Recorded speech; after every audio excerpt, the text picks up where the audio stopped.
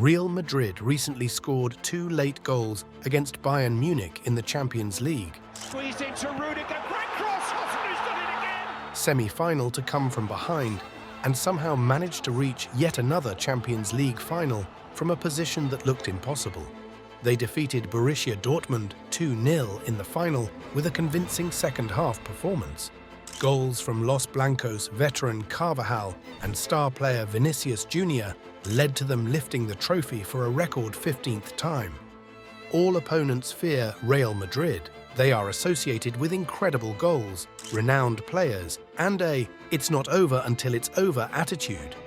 There is no team that is more respected than Real Madrid, and this is prior to their acquiring the world's greatest player, Kylian Mbappe.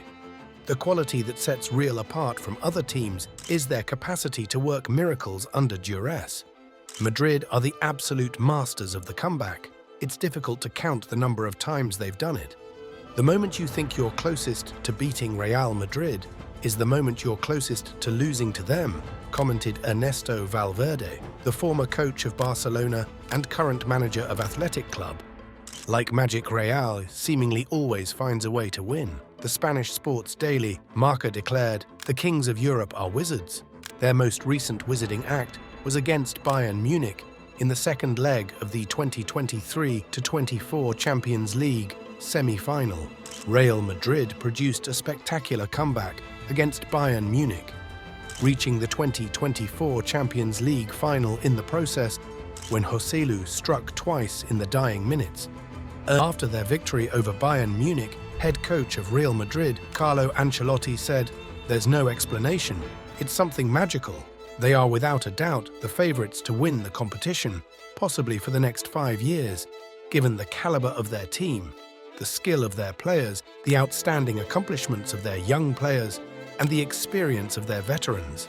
From 2013 to 2018, Los Blancos dominated European football, winning 4 of the 5 Champions Leagues during that time thanks to players like Toni Kroos, Luka Modric, Cristiano Ronaldo, and Sergio Ramos.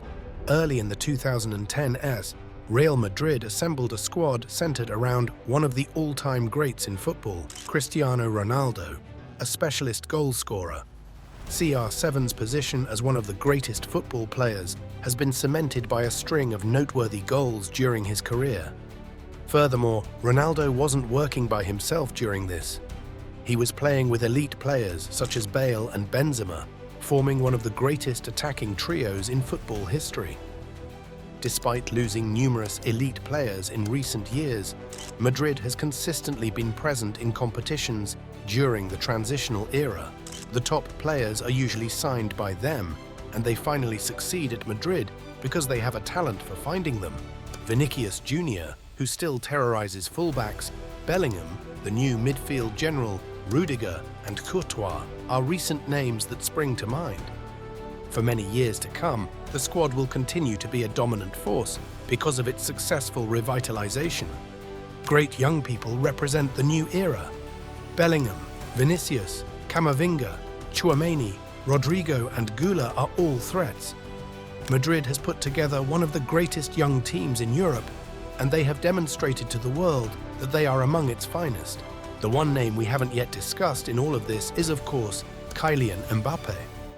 Mbappe is the future and the present. Earlier this year, he announced that he will no longer be playing for PSG. The Frenchman was on Madrid's radar for years, but the transfer, for one reason or another, never happened. Madrid's unending pursuit of Kylian goes a long way, and so does Mbappe's love for the club. The Spanish giants invited Mbappe, then just 14 years old, to practice with their under-12 team. There, Zidane gave him a shirt, and he met and took a picture with his hero, Cristiano Ronaldo. Then, while Mbappe was still at Monaco in the summer of 2017, Madrid made another attempt to get close. This came after Mbappe had an incredible Ligue 1 season, tallying 15 goals and dishing out 8 assists. When Mbappe was almost certain to sign with Real Madrid, it was reported that the two teams had reached an agreement in principle for Mbappe's transfer, in exchange for a sum of 160 million euros, plus a further 20 million euros in targets. Although Monaco subsequently refuted these rumors, Madrid remained hopeful about Mbappe's signing. Zidane, then coach of Madrid, commented, "Anything can happen between now and the 31st of August." After realizing that the contract was not finalized, PSG took him away from Real Madrid. In a 2019 interview, former vice president of Monaco Vadim Vassiliev explained why Mbappe was sold to PSG rather than Madrid. "I think it's too early, Vadim," he said to me. "Being a Parisian, I have no desire to leave my nation in that manner. Initially, I want to excel as a player here." Kylian's father was instrumental in the trade, as the French Titans paid 180 million euros and stole Madrid's contract. PSG offered Mbappe 15 million euros, while he was reportedly expected to make 7 million euros at Real Madrid each season. Mbappe joined PSG on loan from Monaco a few hours before the August 2017 transfer deadline, with a buy option that would keep the player at the Parc des Princes until June 30th, 2022. During his presentation, Mbappe gave an explanation for the Madrid rejection, saying, "I felt that at PSG I would have more opportunities to play than at Real Madrid." Madrid made another attempt to acquire him in 2021, when he had 1 year remaining on his deal. Despite Mbappe being in the final year of his contract, PSG president Nasser Al-Khelaifi made it very plain that he would not allow the Frenchman to leave. The president stated to L'Équipe, "I will be clear, Mbappe will remain in Paris. He will never be sold by us, and we won't let him go for free." However, this did not put an end to the circulating rumors about the impending move to Madrid. Mbappe and Real Madrid actually had an agreement in 2021, and while he did want to leave, PSG wouldn't let him. "I had expressed my desire to leave the club at the end of July.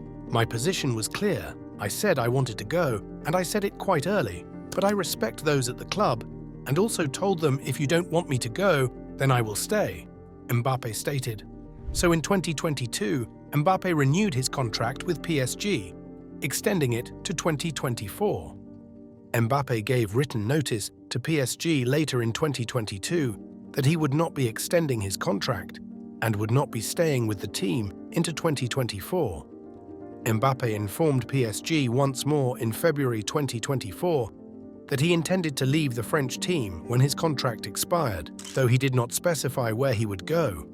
Everyone did, however, agree that he would surely be headed to Real Madrid. The level of success Madrid has had this season is startling, and that's before they signed the best player in the world. Given Mbappe's caliber of play, it is safe to conclude that Madrid's title supremacy will not be ending anytime soon. This takes into consideration the fact that most of these players are still young and might not help but wonder how many trophies they will get in the next 10 years. The squad they will have is immense. Tchouaméni, Camavinga, Rodrigo, Rudiger, Mbappe, Bellingham, Vinicius Jr., Gula, Valverde and Militao, to name a few. Not bad at all. How dominant do you envision Real Madrid becoming in the next 5 to 10 years after the signing of Kylian Mbappe? Share your thoughts in the comments down below. Thanks for tuning in to this episode. If you enjoyed it, don't forget to like and subscribe to stay updated on future videos. For more content like this, check out the video on your screen now. See you in the next one.